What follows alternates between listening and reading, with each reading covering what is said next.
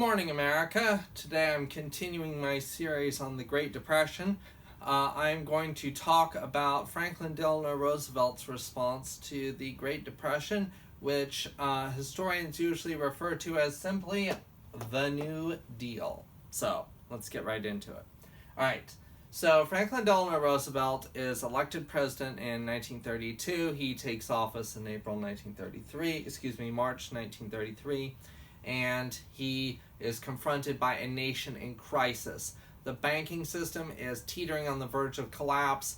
Unemployment is at absurdly high levels that haven't been heard of before or since until a couple of weeks ago. And the American people blamed President Hoover for all their problems, and now they are waiting for Franklin Delano Roosevelt to save them. All right. Franklin Delano Roosevelt is the longest-serving president in American history by a substantial margin. He served 3 whole terms in office and actually started a 4th. So he was elected president twice as much as any other person in American history before or since. The American people loved Franklin Delano Roosevelt. He was a very popular president at the time. He won election 4 times. And he has remained popular with historians ever since. Now, I am not exactly a member of the FDR fan club, though I do think that he had some good leadership qualities. The New Deal has gone down typically in sort of the general American memory of history as Franklin Delano Roosevelt saved us from the Great Depression. The New Deal saved America from the Great Depression. Historians today, though, typically reject this viewpoint. Most historians argue that the New Deal did not actually save America. It didn't actually fix the Great Depression. However, I'm sure it helped, and people who received various types of New Deal aid, I'm sure were very grateful for it. It didn't actually fix the Great Depression or pull America out of the Depression, but it probably was more effective than what Hoover did, so we'll give him that much. All right, let's get into it. What did FDR actually do? All right, FDR comes sweeping into office, and he's got a group of people around him who are going to help him. At the time, people called it his brain trust. And FDR said, okay, I want ideas. Give me ideas. And so his brain trust is throwing ideas out there, all kinds of wild and crazy stuff. Almost all of it things that the federal government had never done before at any time in American history. And FDR, if he hears anything that even remotely sounds like it might make sense, he's like, okay, that sounds great. Let's make a federal agency and you're in charge of it. Go thou and make it so. FDR's natural inclination to fix any problem is to make a new federal agency. And then if the first agency he made turns out not to fix the problem, rather than trying to fix it, he'll just make another new agency. And so sometimes we'll wind up with multiple agencies doing the same thing or trying to do the same thing, and sometimes even working at cross purposes with each other. You also have competing push-pull within Roosevelt's administration because not all members of his administration or his brain trust actually agreed with each other. You had different ideological spectrums. On one end of the spectrum, you have people like Roosevelt's Secretary of the Treasury, Henry Morgenthau, who are actually very conservative. And they were afraid about government spending too much money and messing up the economy too much. And they kept wanting to try to put the brakes on all these new government programs. On the other hand, you have members of his brain trust like Rexford Red Tugwell. Yes, that was his name, Rexford Tugwell. Isn't that amazing? Rexford Tugwell, who was practically a communist, who wanted to hurry up and start the communist revolution already, and who got turned loose by Roosevelt to work on his pet project, which was the Resettlement Administration, which was basically trying to emulate Stalin in creating a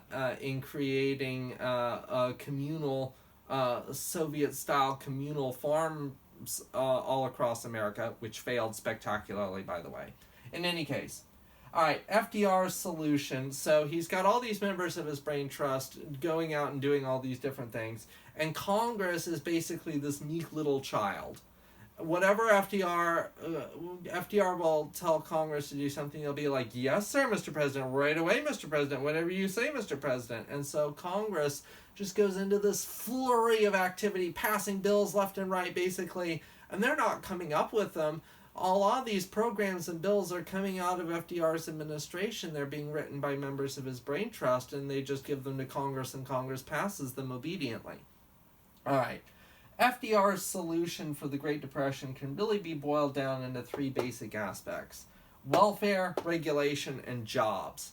And these three elements were connected, but I will discuss them one by one. Now, if I were teaching this in an actual classroom, I would take you step by step through some of the most important programs. I know that sounds gripping, doesn't it? And it's very sad that we don't have time to do that, so I'm just going to have to stay on the surface. Bummer. So, welfare. All right, up until this point, there is no such thing as government welfare in America. If you're poor, you go to the local charity. And if the local charity doesn't help you, well, God helps those who help themselves. Thank you very much. Go get a job like a real person. But for the first time, we have government welfare in America. So, however, welfare is probably the smallest component of the New Deal, because FDR doesn't actually like welfare all that much. FDR thinks that aid directly from the government, just given to people, is likely to destroy people's sense of self-worth and self-esteem. So there are some programs that are just straight up welfare. For example, there was a food program. The problem was that farmers, the price of food and farm products had dropped so low that farmers could no longer get a good enough price for their farm products that it wasn't even worth transporting goods to market. So people are literally starving to death in the cities, while meanwhile out in the country, farmers are destroying grain and pouring milk down the drain because they can't sell it. So the government would step in and buy the unwanted products from the farmers and then distribute it to people in need. So you sign up for this program and you would actually get a box of food from the government. Now, people were mortally ashamed to receive this type of aid, and so they would do their best to try to keep it a secret. But there's no way to keep it a secret because everybody in the whole neighborhood sees when the government delivery truck shows up to drop your box of food on the porch. So FDR was kind of right. It did kind of have a negative effect on people's self-esteem. However, that's probably the smallest part of the New Deal, and that's generally limited to the early years of the New Deal. 1933 and 34 is really when you see most of the welfare. By 35, they're really shifting away from that. Now, the big exception to that, though, is Social Security. Social Security is part of the New Deal. It's basically free money for old people. The Social Security Act was passed by Congress in 1935.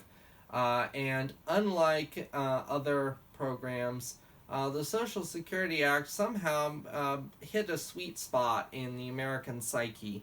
And so the Social Security program was actually a success. And Social Security is still very much with us today. Just ask anyone who's retired. All right. Then we have regulation. FDR thought that the best way to help businesses and industry recover from the Great Depression was to regulate them. Now, if any of you are political conservatives, you probably start laughing when I say that because it sounds patently ridiculous. Because it is, but that's genuinely what Roosevelt and a lot of his friends thought. And so Roosevelt sends his brain trust out to basically write codes of regulation for all different kinds of industries. and basically they're going to save industry by regulating it. It didn't work very well. As Henry Ford acidly commented, "I was under the general impression that before running a business one ought to know something about the business," or words to that effect. But that never stopped Roosevelt and his brain trust. So they write these codes of regulations for businesses, which generally make not a whole lot of sense. So a lot of those regulations ended up being struck down by the Supreme Court. Some of them are still with us. For example, one instance of regulation was relating to regulation of the financial industry. The government stepped in and started regulating banks to try to keep them from going bust all the time. And Congress created a thing called the Federal Deposit Insurance Corporation, the FDIC, which basically is as last resort for banks. In the old days, if your bank went out of business, you lost all your money. Now, if a bank goes out of business, the FDIC will send a check to all the depositors. So people no longer had to fear bank failures, and bank runs were basically a thing of the past, because if a bank went out of business, now you could count on the government to send you a check for your money.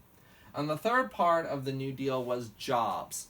Unemployment was an eye-popping 30+%. Americans desperately needed work. Roosevelt typically favored giving people jobs over straight-up welfare.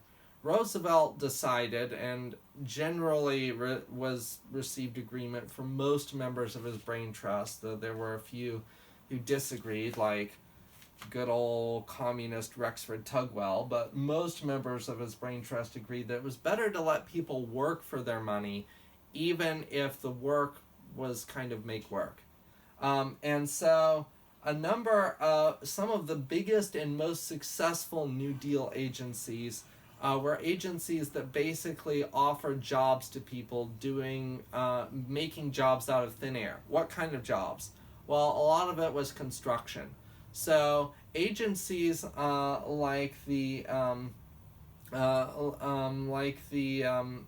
can't think of the name of them off the top of my head. It'll come to me in a second.